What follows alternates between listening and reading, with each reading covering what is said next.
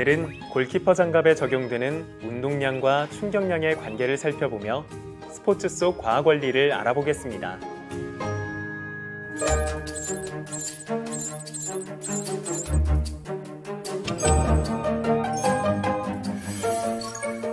공을 이용한 실험인 만큼 적당한 공간을 확보하고 공이 튀는 장소에 파손되기 쉬운 물건은 없는지 확인하고 실험에 임해야 합니다.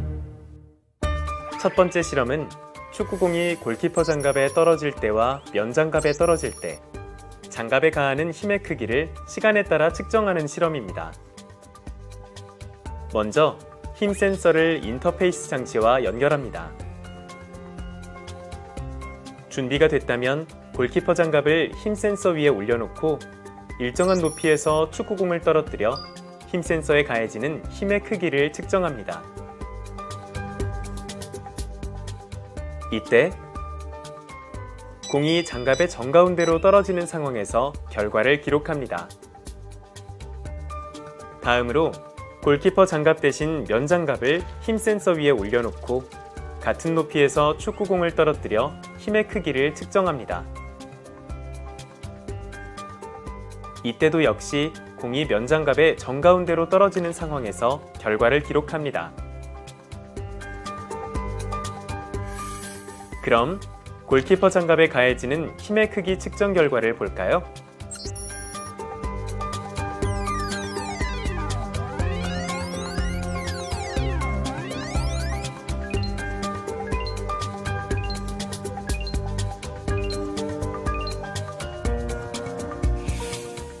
이번에는 면장갑에 가해지는 힘의 크기를 살펴보겠습니다.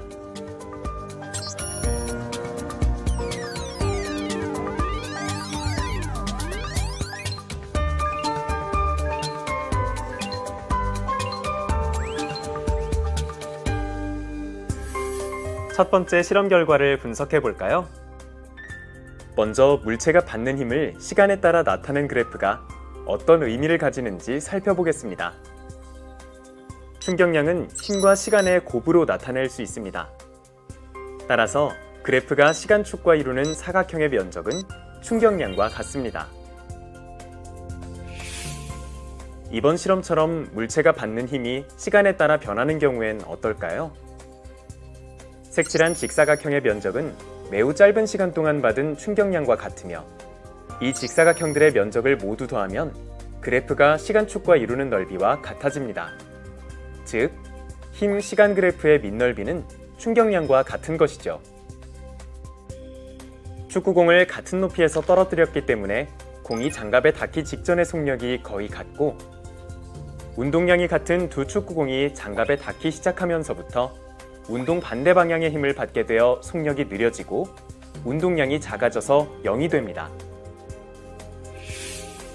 결국 공의 운동량의 변화량이 같고 공이 받은 충격량은 같게 됩니다. 충격량이 같을 때 힘을 받는 시간이 길어지면 최대 힘의 크기가 작아짐을 확인할 수 있습니다. 즉, 푹신푹신한 골키퍼 장갑을 사용하면 충격량이 같을 때 힘을 가하는 시간이 늘어나므로 손이 받는 힘이 줄어드는 것입니다. 이러한 원리로 자동차가 충돌할 때 에어백이 작동하면 충돌 시간이 길어져 사람에게 가해지는 힘의 크기가 감소하여 사람을 보호할 수 있습니다. 두 번째 실험은 높은 곳과 낮은 곳에서 떨어뜨린 축구공이 골키퍼 장갑에 가하는 힘의 크기를 측정하는 실험입니다.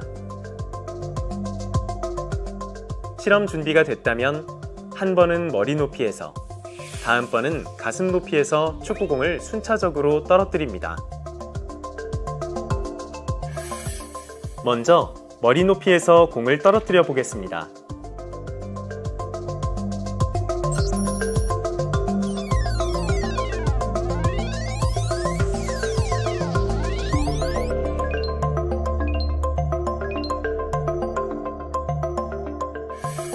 이번에는 가슴 높이에서 떨어뜨려 보겠습니다.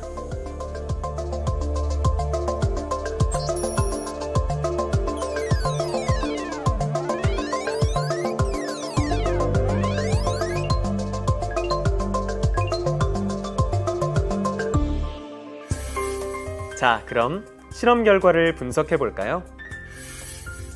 장갑이 받는 힘의 최대값은 축구공을 낮은 곳에서 떨어뜨렸을 때보다 높은 곳에서 떨어뜨렸을 때 더 큽니다.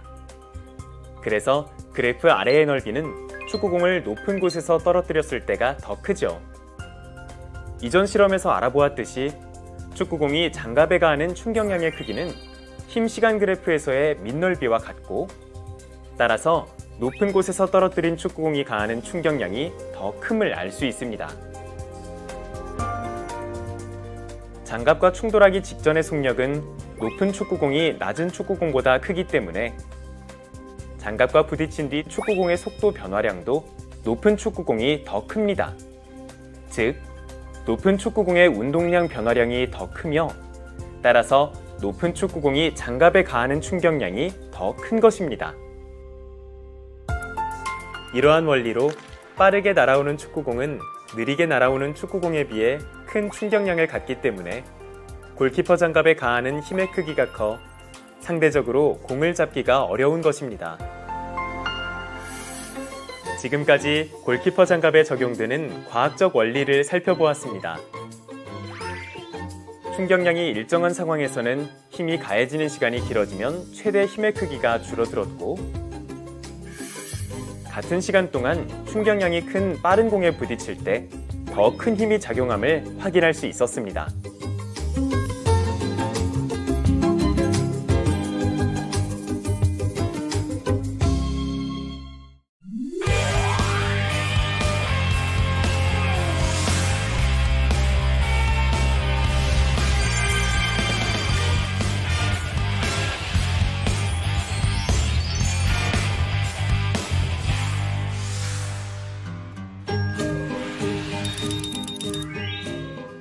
오늘은 빠르게 떨어지는 자이로 드롭을 멈추게 하는 강력한 브레이크의 원리를 살펴보겠습니다. 또한 지뢰 탐지기도 같은 원리를 이용하는 것인데요. 맴돌이 전류로 인해 나타나는 다양한 현상과 그 원리를 하나씩 살펴보겠습니다.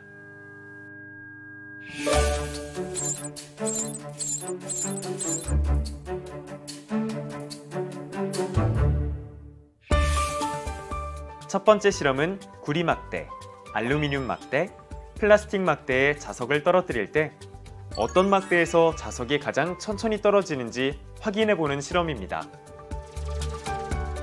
플라스틱 막대를 수직으로 세우고 네오디뮴 자석을 막대 끝에서 가만히 놓는 순간 시계의 시작 버튼을 누릅니다.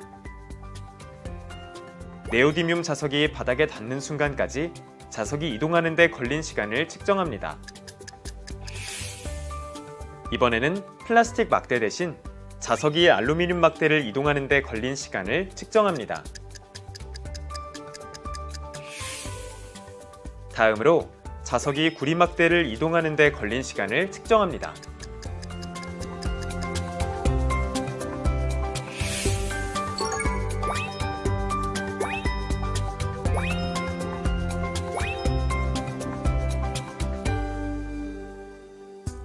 실험 결과를 살펴볼까요?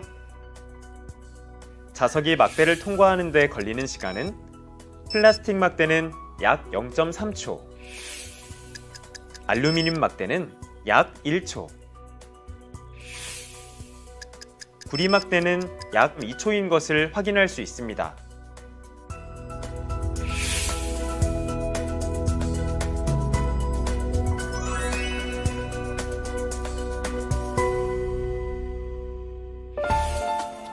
철이 자석에 달라붙듯 구리도 자석에 붙으려고 하기 때문에 자석이 천천히 떨어지는 거 아닌가요? 라고 질문하는 학생들이 있는데 그렇지 않습니다. 심지어 구리는 자석을 가까이 했을 때 끌려오지 않고 밀어내는 성질을 지닌 반자성체입니다. 그렇다면 자석이 구리 막대를 천천히 내려오는 이유는 무엇일까요? 그 이유는 맴돌이 전류에 의해 생기는 자기장이 자석의 움직임을 방해하기 때문입니다. 자석이 알루미늄 막대와 구리 막대를 지나는 동안 자기장의 변화가 생기고 자기장의 변화로 흐르게 되는 유도 전류가 다시 자기장을 만들어냅니다.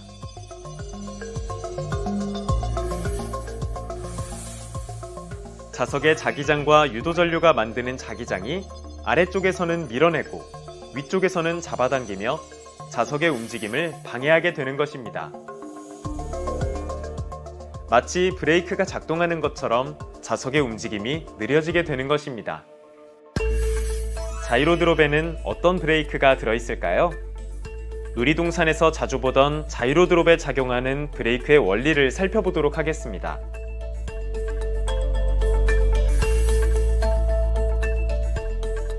놀이기구에 붙어있는 자석이 놀이기구와 함께 밑으로 떨어지게 됩니다.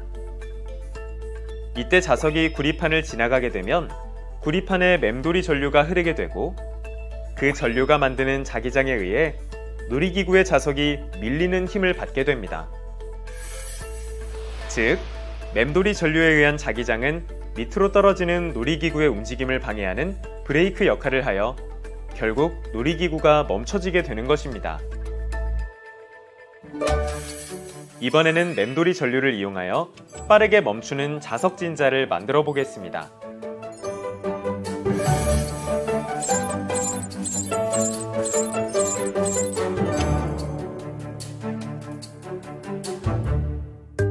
자석을 이용하여 진자를 만듭니다. 각도기를 이용하여 실의 각도를 60도로 맞춘 후 가만히 놓은 진자가 몇 초 뒤에 멈추는지 측정합니다. 이번에는 진자 주변에 구리판을 놓고 실의 각도를 60도로 맞춘 후 가만히 놓은 진자가 멈추는데 걸리는 시간을 측정합니다. 실험 결과를 살펴볼까요?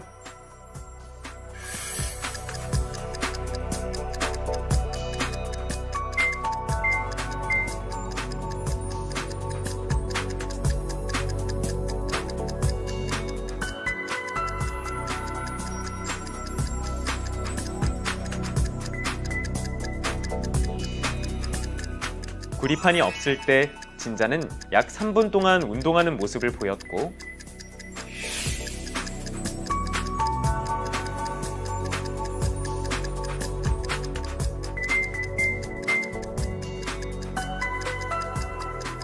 구리판이 있을 때는 진자가 약 45초 동안 운동하는 모습을 확인할 수 있습니다.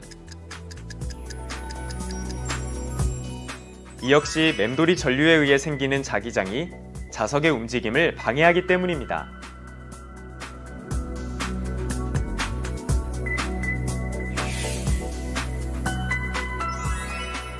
자석이 구리판 주변으로 가까워지면 맴돌이 전류에 의해 자석을 밀어내는 자기력이 작용하고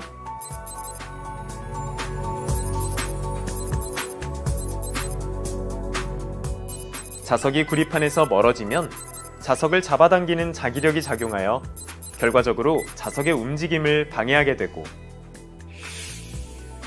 결국 멈추게 되는 것입니다. 일상생활에서도 자이로드롭처럼 자석의 움직임으로 발생하는 맴돌이 전류를 많이 이용하고 있습니다. 금속 탐지기도 자석이 움직일 때 발생하는 맴돌이 전류에 의해 금속이 있음을 확인할 수 있으며 인덕션 역시 변화하는 자기장에 의해 냄비에 맴돌이 전류가 흐르게 되어 뜨거워지게 되고 맛있는 요리를 할 수 있는 것입니다.